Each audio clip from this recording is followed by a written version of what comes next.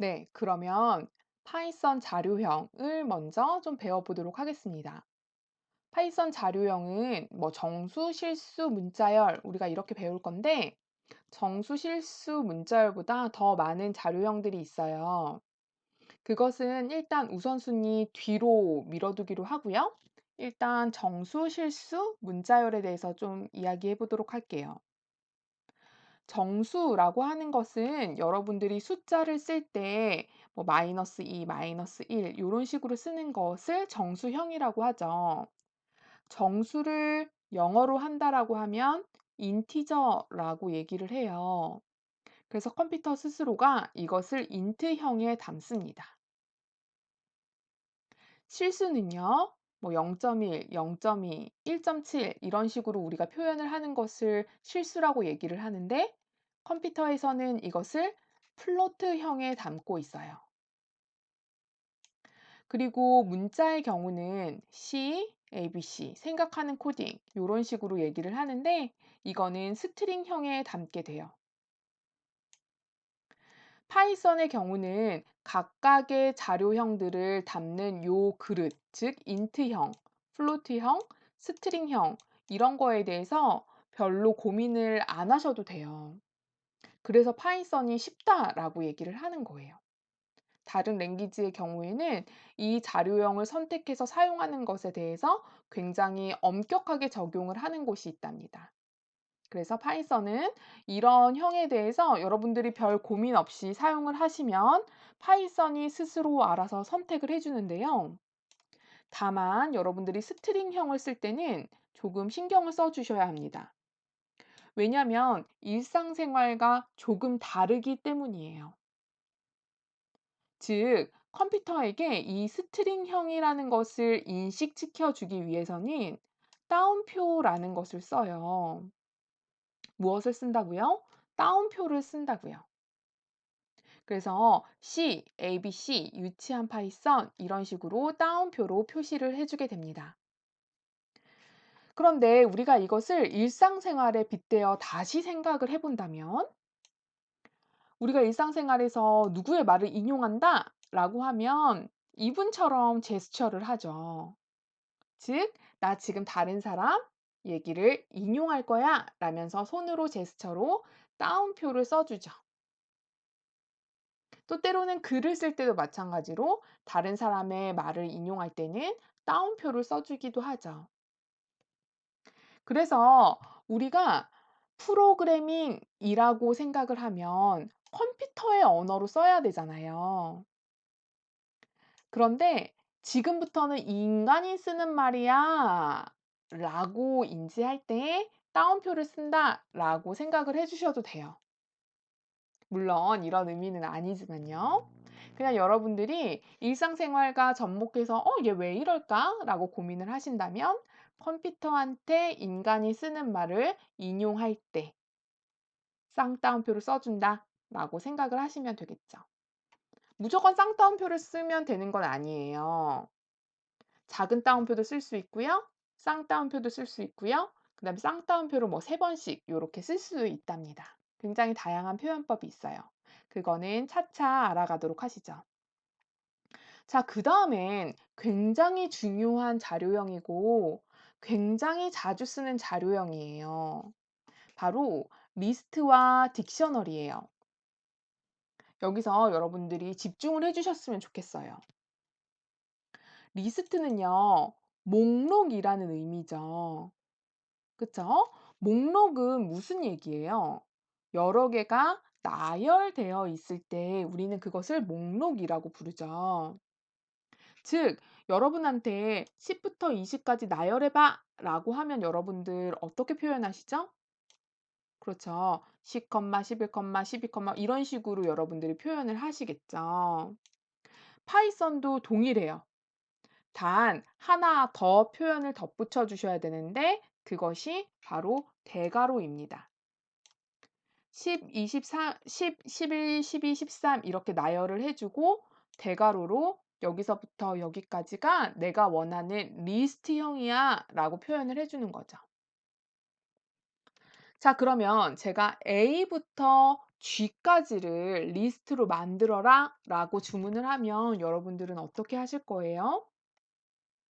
그렇죠. A부터 G까지를 나열을 하려면 A, B, C, D는 뭐예요?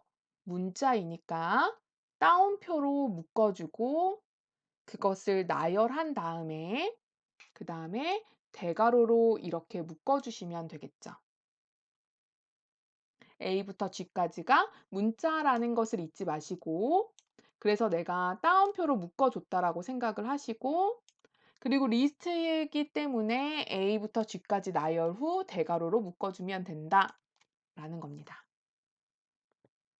쉽죠? 자, 그 다음에는 딕셔너리라는 거가 있는데요.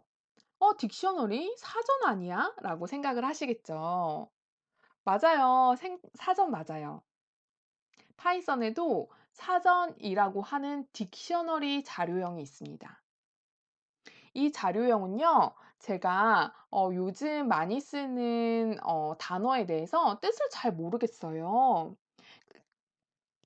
그래서 웹에서 막 이렇게 찾아보니까 이런 신조어 사전이 있더라고요. 사전에 대한 형태를 한번 보면 단어가 있고 그리고 뜻이 있어요. 그쵸? 그리고 그것이 단어와 뜻임을 구별해 주는 게 가운데 뭐가 있죠? 점점이 있죠.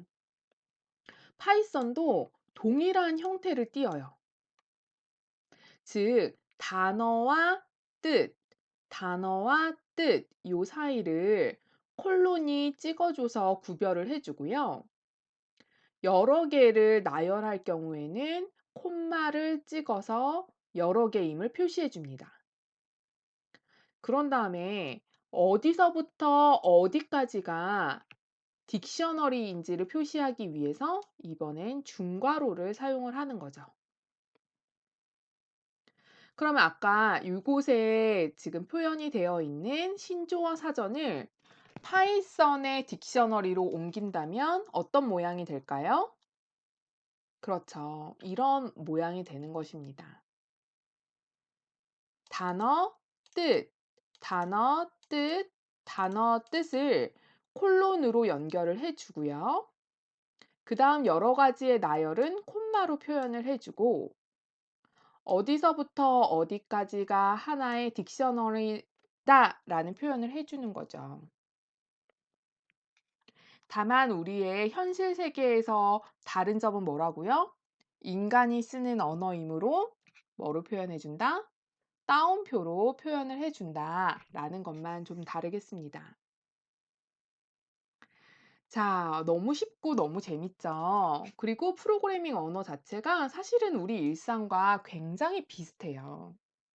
그래서 우리 일상하고 컴퓨터 언어랑 어떤 점이 같고 어떤 점이 다른지 이런 거를 좀 매핑하면서 생각하는 것도 굉장히 재밌을 것 같아요. 오늘 배운 거 정리를 좀 해보도록 하겠습니다. 자료형이라고 하는 거 굉장히 복잡하고 어려운 게 아니고요. 자료를 담는 통, 수납장이라고 생각을 하시면 됩니다. 다만 그것이 목적에 맞게 잘 선택해서 사용하면 된다라고 했죠. 여러 자료형들이 있는데 우리가 지금 급하게 배워야 할 것은 정수실수 문자열, 그 다음에 리스트, 딕셔너리를 배웠어요. 정수실수 문자열에서 우리가 잊지 말아야 할 것은 뭐라고요? 사람의 말을 인용해서 컴퓨터한테 전달할 때는 따옴표로 묶어줘라 라는 거예요. 그리고 리스트는 목록을 나열한다라는 의미이므로 목록을 쭉 콤마를 통해 나열한 다음에 뭐로 묶어준다고요? 대괄호로 묶어준다라고 말씀드렸죠? 그 다음 딕셔너리는 사전이라는 의미를 가지고 있어요. 그래서 단어와 뜻으로 표현하고 단어와 뜻으로 표현할 때 콜론을 넣어줘서 단어의 것과 뜻의 것을 분리시켜 줬고요. 그 다음 중괄호 사용했습니다. 나중에 이런 용어들이 많이 나올 거예요. key value. 우리가 아까 얘기했던 단어와 뜻의 관계라고 생각을 해 주시면 되겠어요. 더 다양하고 더 많은 자료형들이 있지만 우리 유치원 파이썬은 여기까지만 배우면 되겠습니다. 사용을 해 보면서 그때그때 더 필요한 내용들이 있으면 또 그때 가서 배우면 되잖아요. 그렇죠? 네. 오늘의 내용이 도움이 되셨다면 좋아요, 구독 버튼 눌러주세요. 네. 오늘도 수고 많으셨습니다. 감사합니다.